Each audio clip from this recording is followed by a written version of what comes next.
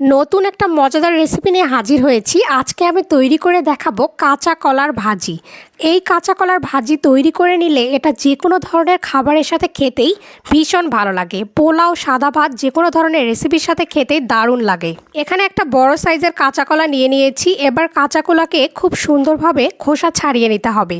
ছুরি দিয়ে খুব সুন্দরভাবে কাঁচা কলাকে ভালোভাবে এভাবে কেটে নিলাম।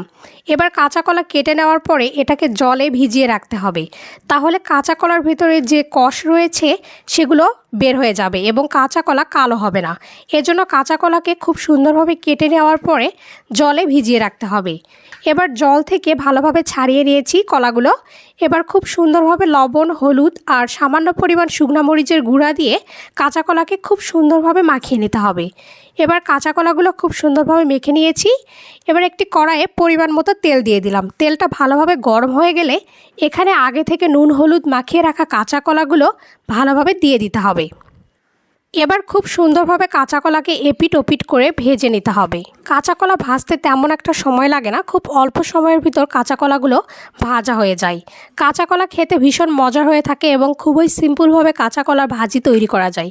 কাঁচা কলাগুলো যাতে ভেতর থেকে সেদ্ধ হয়ে যায় এজন্য 1 থেকে 2 মিনিটের জন্য ঢাকা দিয়ে দিয়েছিলাম। এবার ঢাকাটা উঠিয়ে নিলাম। এবার খুব সুন্দরভাবে হাতা দিয়ে নাড়াচাড়া করে দিতে হবে। এ পর্যায়ে কাঁচা কলাগুলো খুব সুন্দর একটা ব্রাউন কালার হয়ে এসেছে, মানে কাঁচা কলাগুলো খুব সুন্দরভাবে ভাজা হয়ে গেছে। এবার এগুলো উঠিয়ে নিতে হবে। এবার একইভাবে বাকি কাঁচা কলাগুলো যেগুলো নুন হলুদ মাখিয়ে রেখেছিলাম ওগুলোও ভেজে নিতে হবে। এই একই প্রসেসে সবগুলো কাঁচা কলা এভাবে ভেজে নিতে হবে। এবার আমার সবগুলো কাঁচা কলা ভাজা কমপ্লিট হয়ে গেছে। এই কাঁচা কলা ভাজা দিয়ে 1 থালা ভাত নিমেষেই শেষ করা যায়। চ্যানেলটি অবশ্যই সাবস্ক্রাইব করবেন। ধন্যবাদ সবাইকে।